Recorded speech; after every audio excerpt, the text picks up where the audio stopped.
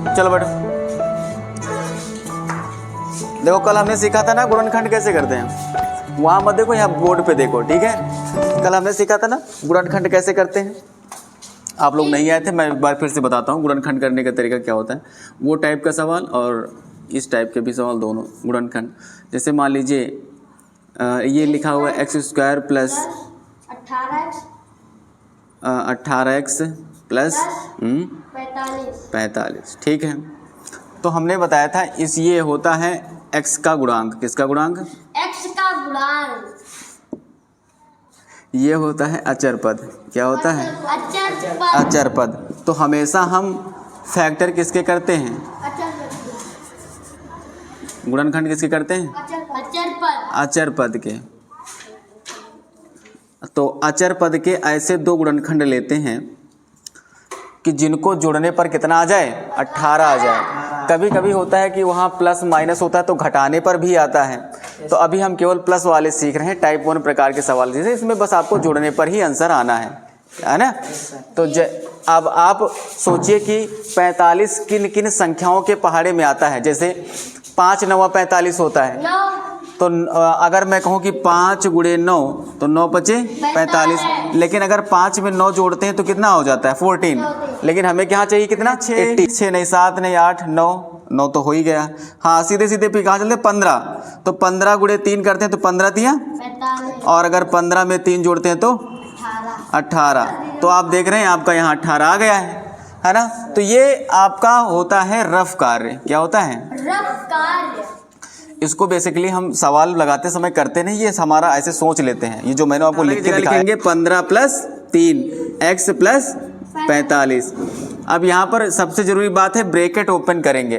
कभी अब प्लस में तो कोई दिक्कत नहीं होती, जो जैसे लिखा है वैसे ही लिखा रहता है। लेकिन माइनस में साइन बदल जाते हैं। जैसे ही ब्रैकेट ओपन करते हैं साइन माइनस के लिए बदल जाते हैं, चिन्ह बदल जाते हैं, तो वहाँ दिक्कत हो। अभी यहाँ कोई नहीं दिक्कत है। यहाँ प्लस हमेशा छिपा रहता है, तो प्लस का प्लस से मल्टीप्लाई प्लस ही होता है।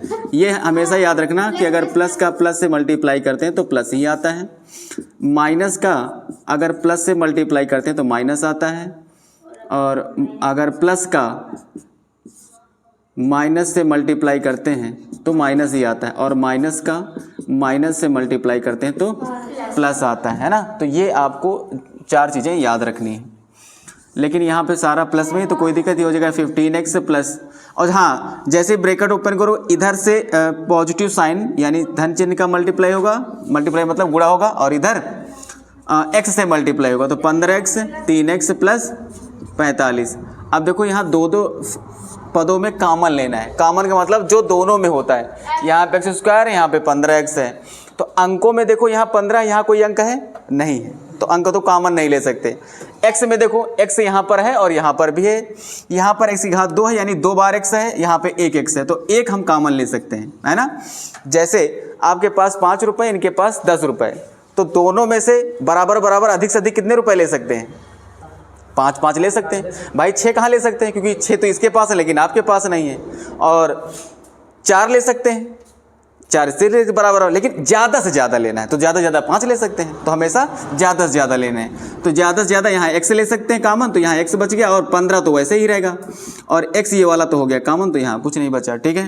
प्लस यहाँ पे क्या देखो क्या कॉमन लेते हैं? यहाँ पे x है, यहाँ पे x है नहीं है। तो जब दो लोगों के बीच में एक के पास है एक के पास नहीं है, तो उसके पास दोनों से कैसे ले सकते हो, है ना। दोनों से वही चीज़ ले सकते हो तो दोनों के पास हो। तो यहाँ पे देखो 3 है और यहाँ पे 3 नहीं है। 15 तिया 45 नहीं होता है क्या?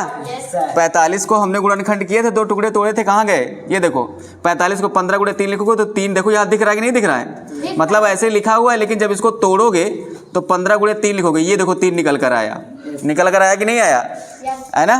तो जैसे ही 3 निकल गया यहाँ, तो देखो 3 कॉमन लिया, यहाँ x बच गया। और यहाँ से अगर 3 इससे बाहर निकालोगे तो कितना बचेगा? 15 बचेगा। या आप सीधे 45 में 3 से भाग भी कर सकते हैं। 3 × 1 = 3, 3 बचे और यहाँ x बचा और यहाँ कितना बचा? +3। और ये हो गया आपका आंसर। तो ये इतने सारी चीज़ें मैंने जो बोल कर बताई हैं, यहाँ पे बहुत सारी चीज़ें बस आपको सोच लेनी होती हैं।